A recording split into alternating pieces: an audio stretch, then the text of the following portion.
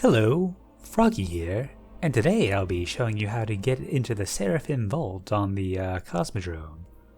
So first we're going to head into Veles Labyrinth to get out of map. There's a pretty nice hole there. There's a Sparrow Breach that is a little closer to our destination, but I'm going to save that one for later. You may notice that I have Salvation Script on me. And yes, we will be doing some default spawn manipulation. It isn't strictly speaking necessary, but it is a little bit nicer and more consistent than the alternatives.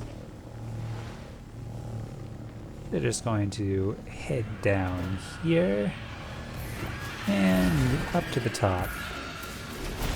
There is a fairly convenient out of map up here, which you can do on any character.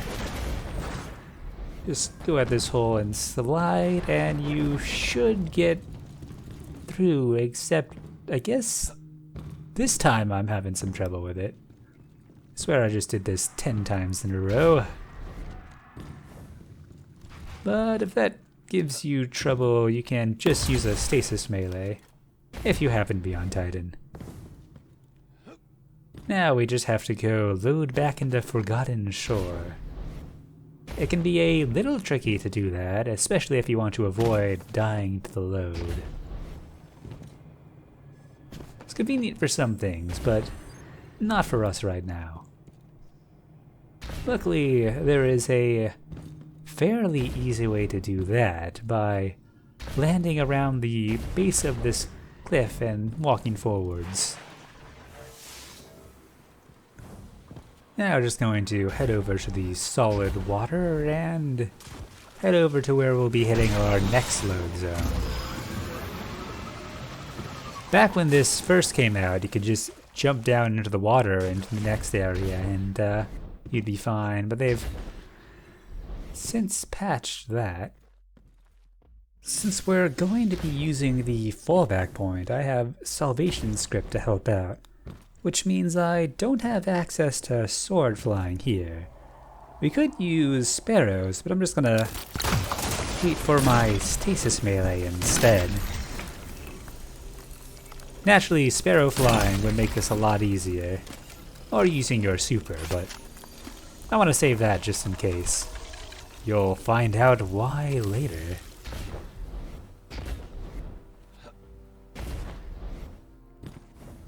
Going to head down here. There's a nice little rock I can land on. And some more almost solid water. Don't go near the edge though, because you'll fall through that. Water that is full of treachery. And I'm just gonna come on here and hit the load at the end of this. I don't need the sparrow, but it does make it faster. So I never actually played Destiny 1, so I didn't get to experience the Seraphim Vault mystery there. But I do get to see the shell of it. One way to get through is to race a door spawn after you hit the load, but you don't always get to do that, especially if, for instance, you die to the load. However, blocking the default can get us around that, and Posthumorous shared with me that the fallback point is in fact outside of the map here. I find it's best to throw the stasis grenade at a little bit of an angle. If you have trouble, multiple people help as well. And you'll spawn mid-air, so you're going to want to catch yourself quickly. For this particular one, I decided to use a bit of Salvation Script to climb. But you can also activate your super. I'm just going to show you the setup here again. It's possible that you'll spawn a little bit outside of the stasis, and That'll show you what areas you need to cover up.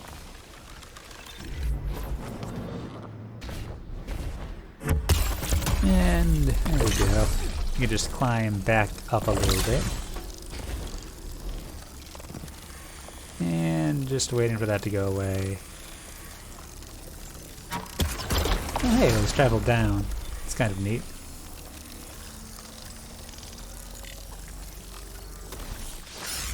So I'm just going to do a wee bit of stasis climbing here. For those of you wondering, that was Aiken LR2 in my secondary slot. Perhaps one day we'll get a heavy version as well, but the world may not be ready for that. There is something pretty unfortunate about this here, and that is that the pushback is almost immediate. But on the plus side, I have Eager Edge now. So just did a look at the unloaded version of that room. Unfortunately, there does not seem to be a load zone for it. So it's almost certainly just grabbed from D1. But as long as we're here, we might as well take a look around. I know CloudL_XXV did a video of this area a long time ago.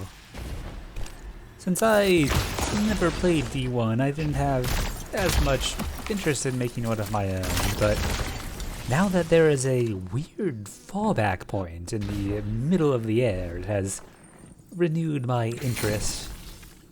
You get a nice overview of the area, and some interesting little artifacts in the air, like tiles and stuff. I imagine that those were also dragged from D1 when they started working on the D2 version. A lot of lights in the air. I gotta know if those are solid. That would be pretty wild. Good chance this platform. Yep, it is. And do we have... Nope. Alas. Being up here really makes me miss the Rasputin bunkers from what was that season called? Season of the Worthy, maybe? Had a lot of fun breaking into each of the individual rooms there.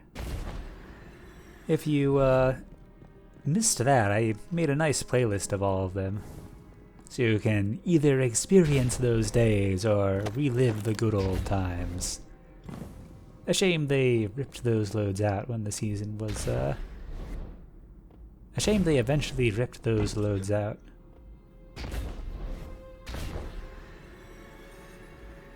But a lot of the geometry looks very similar. Although they went a little bit wall happy in this version.